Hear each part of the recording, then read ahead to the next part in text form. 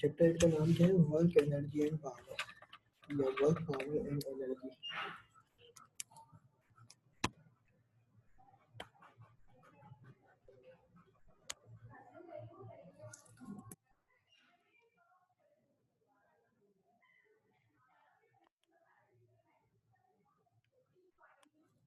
काम, ताकत और तवानाई। इसका हमने लास्ट टाइम वर्क की डेफिनेशन क्या होती है वो हम पढ़ेंगे कि when a force is applied on a body then body produces displacement in the direction of force। जब भी किसी ऑब्जेक्ट पर काम किया जाता है तो वो ऑब्जेक्ट जो जब भी किसी ऑब्जेक्ट के ऊपर फोर्स अप्लाई की जाएगी तो वो ऑब्जेक्ट जो है उसके डायरेक्शन में फासला तय करेगा, तो वो क्या कहलाएगा? वर्क कहलाएगा। मिसाल के तौर पर अगर इस ऑब्जेक्ट के ऊपर फोर्स यहाँ इस डायरेक्शन में अप्लाई की जा रही है, सही, आपको पता है नॉर्थ साउथ ईस्ट और वेस्ट, अगर फोर्स जो है वो ईस्ट की डायरेक्शन में फॉरवर्ड की जा रही है तो ये डिस्प्लेस भी कहाँ करेगा? ईस्ट की डायरेक्शन में ही करेगा। तो आप क्या कह रहे हैं कि when a force is applied on a body then body produces a displacement in the direction of force। Power क्या होगा? the rate of doing work is called power। काम करने के the rate of doing work is called power. अगर काम को time के लिहाज से देख लिया जाएगा तो उसकी पावर कहलाएगी। एनर्जी की डेफिनेशन क्या होगी? The ability of doing work is called energy. काम करने की सलाहियत तवानाई कहलाती है। इसको हम अभी डीप में पढ़ेंगे इंशाल्लाह। Chapter 8 work power and energy में हम कौन कौन सा टॉपिक पढ़ेंगे? सबसे पहले इंट्रोडक्शन पढ़ेंगे, इसका वर्क पढ़ेंगे, पावर पढ़ेंगे, पावर एंड वेलोसिटी पढ़ेंगे, एनर्जी पढ़ेंगे, kinetic energy, potential energy, gravitational potential energy, elastic potential energy, kinetic energy, gravitational potential energy, elastic potential energy, inter convertible of kinetic energy and potential energy, conservation of energy. अब जरा देखिए, अब हम work की definition पढ़ने जा रहे हैं। क्या पढ़ने जा रहे हैं हम? वर्क की डेफिनेशन। तो वर्क की डेफिनेशन क्या होगी? यहाँ हेडिंग आ जाएगी वर्क। लेकिन the term work in physics does not have the same meaning as we understood in everyday life। तो क्या कह रहे हैं कि हम रोजमर्रा की जिंदगी में जो हम काम करते हैं यहाँ फिजिक्स के अंदर, ये वो वाला वर्क नहीं है। रोजमर्रा की जिंदगी में जैसे कोई बर्तन धो रहा है, कोई झाड़ू पोछा धो रहा है, कोई दूसरे काम कर रहा है, कोई खाना पका रहा है, तो कहते हैं फिजिक्स की लैंग्वेज में ये वर्क नहीं है। वर्क क्या होगा एक्चुअली? वर्क ये होगा कि जो हमने अभी बात करी थी कि when a force is applied on a body then body produces displacement in the direction of force. किसी ऑब्जेक्ट के ऊपर जब फोर्स अप्लाई की जाएगी तो वो उस डायरेक्शन में डिस्प्लेसमेंट कवर करेगा तो वो वर्क कहलाएगा। एग्जाम्पल देने हैं, रीडिंग है, राइटिंग है, कुकिंग है, सिंगिंग है, डांसिंग है, table work, research work are not work according to the definition of physics. Definition of physics के मुताबिक ये वर्क नहीं है। डेफिनेशन ऑफ फिजिक्स के मुताबिक ये वर्क नहीं है। डेफिनेशन ऑफ फिजिक्स के मुताबिक वर्क कौन सा है?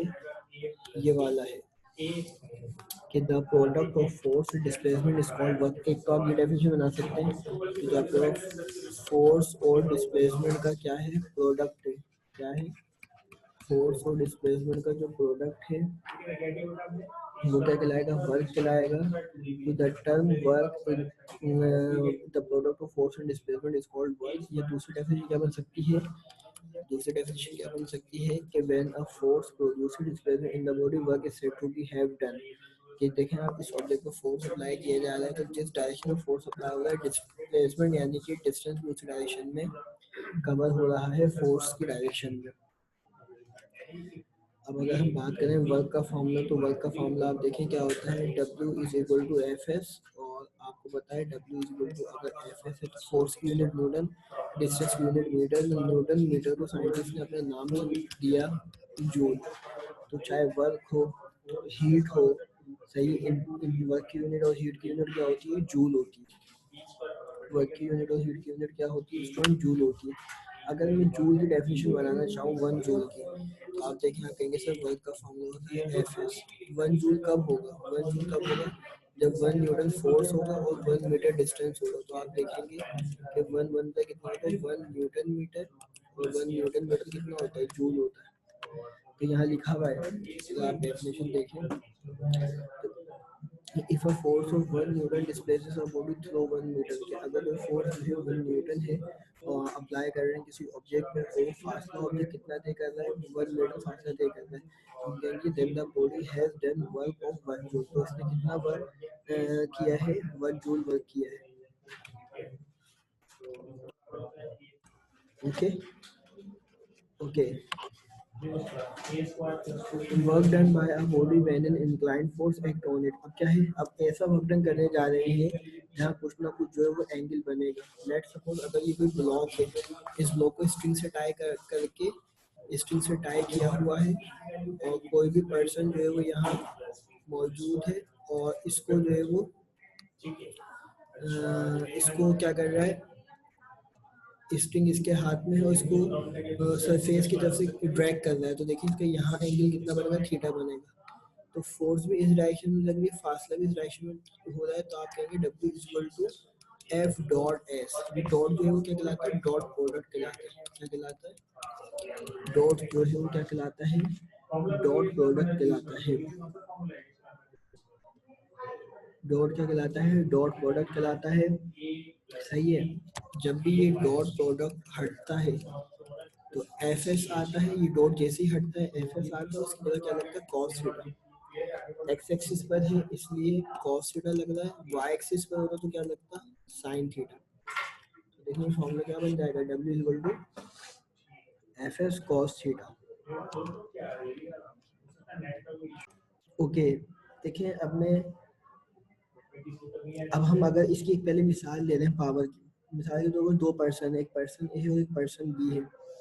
सही है, पर्सन ए को भी 5 मिनट का टारगेट दिया गया, पर्सन बी को भी 5 मिनट का टारगेट दिया गया और 5 लोग पर्सन ए के पास भी और 5 लोग जो है पर्सन बी के पास भी। तो स्टूडेंट आप ये देखें कि दोनों को हमने बोला कि 5 लोग आपने फर्स्ट फ्लोर में 5 मिनट में पहुंचाने, तो पर्सन ए 5 लोग 5 मिनट में पहुंचा चुका है और पर्सन बी ने जो है वो 5 मिनट में 3 लोगों पर पहुंचा है। तो आप कहेंगे किसकी ताकत ज्यादा है, पर्सन ए की ताकत ज्यादा है या पर्सन बी की ताकत ज्यादा है।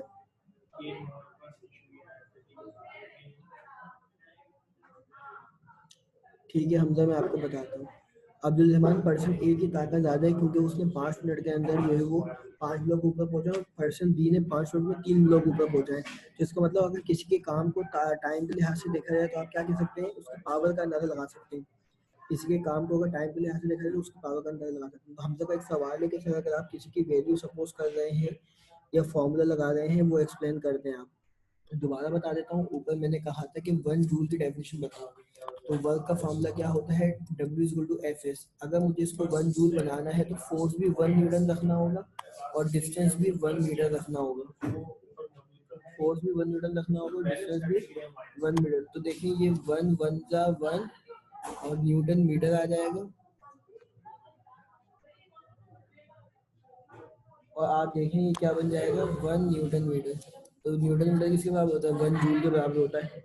ओके हमजा, ये मैंने क्लियर कर दिया है आपको। अब देखें रेट ऑफ डूइंग वर्क,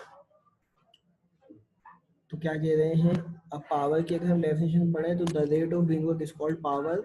कि अगर किसी वर्क को टाइम के लिहाज से देख लिया जाए तो वो क्या बन जाता है, पावर वर्क बन जाता है। कि इस शख्स ने इतनी देर में इतना काम किया, इस शख्स ने इतनी देर में इतना काम किया। तो the rate of energy consume is called power और we can say that the rate of doing work is called power. Both are same definition. It's up to you कि आप कौन सी याद करते हैं या प्रैक्टिस करते हैं। तो पावर का formula W upon T P होता है, पावर का formula E upon T P होता है। W for work, E for energy. अगर हम पावर की यूनिट की बात करें तो आप देखें वर्क अपॉन टाइम है, तो आप कहेंगे सर जूल पर सेकंड है। और जूल पर सेकंड को साइंटिस्ट ने अपने नाम से unit the, WATT what. WATT what. यहाँ तक बात समझ में आ गई। अब हम एक रिलेशन पढ़ने जा रहे हैं, power and velocity.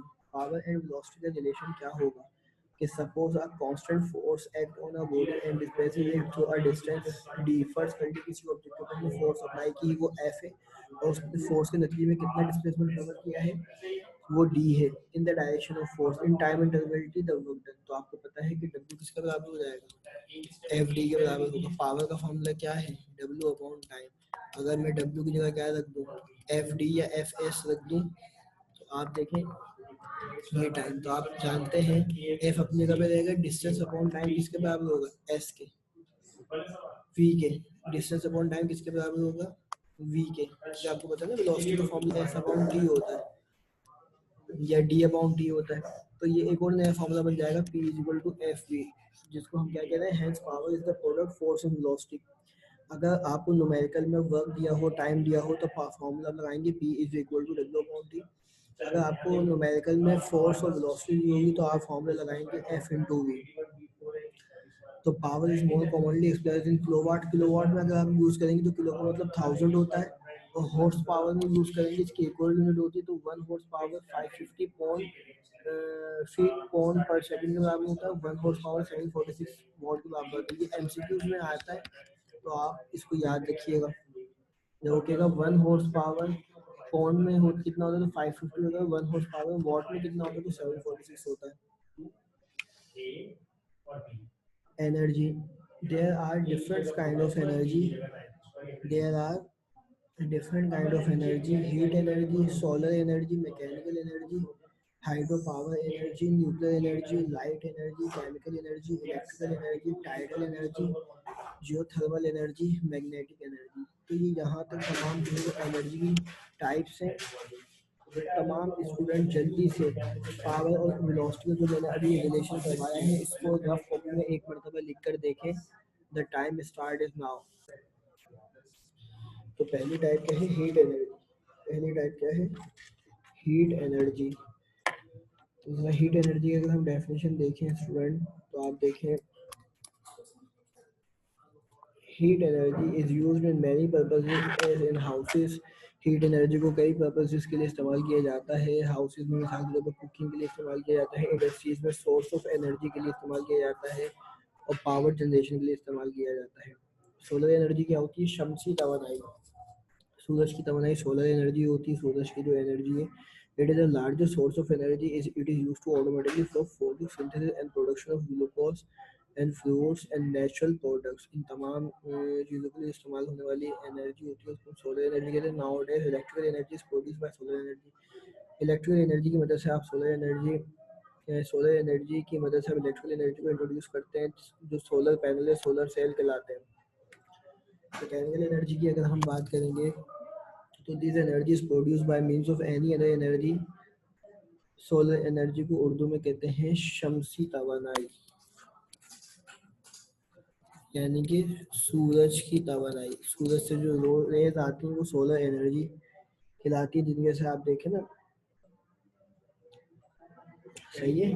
Mechanical energy क्या होगा, this energy is produced by means of any other energy, कि आप इस एनर्जी को यूटिलाइज करते हैं, प्रोड्यूस करते हैं, दूसरी एनर्जी को इस्तेमाल करते हो। For example electrical energy is converted into mechanical energy. अब इलेक्ट्रिकल एनर्जी से आप फैन को ऑपरेट कर रहे हैं तो आपको हवा मिल रही है, तो फैन का जो वर्किंग वो मैकेनिकल एनर्जी में कन्वर्ट होकर हो रहा है।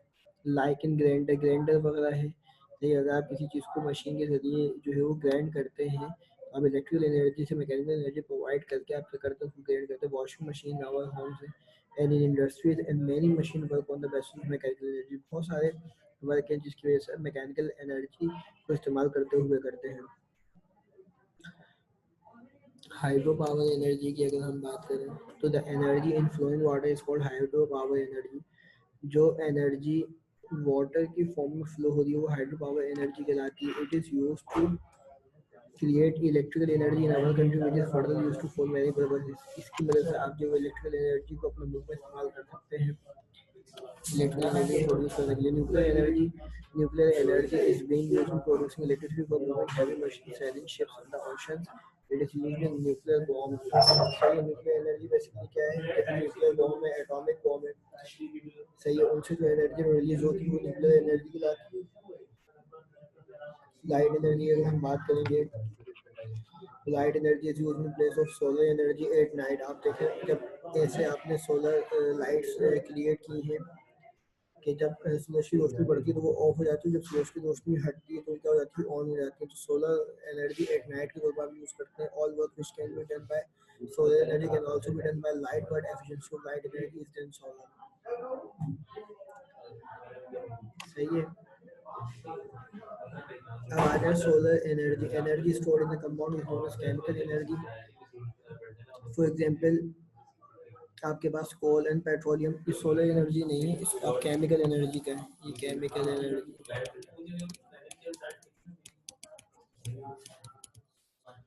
Coal and petroleum are the main source of chemical energy. They release huge amount of energy on combustion. It is used in automobile, electric generators, ships, aeroplanes, houses, etc. Electrical energy is produced by means of an electric generator. It is used in industries as well as houses for many purposes. सही है। फिर mechanical energy दो types होती हैं, kinetic energy होती है और potential energy होती है। आज का लेक्चर हम इतने रख रहे हैं, इंशाल्लाह फिर नेक्स्ट क्लास में इसको फर्दर डिस्कस करेंगे। अल्लाह हाफिज़।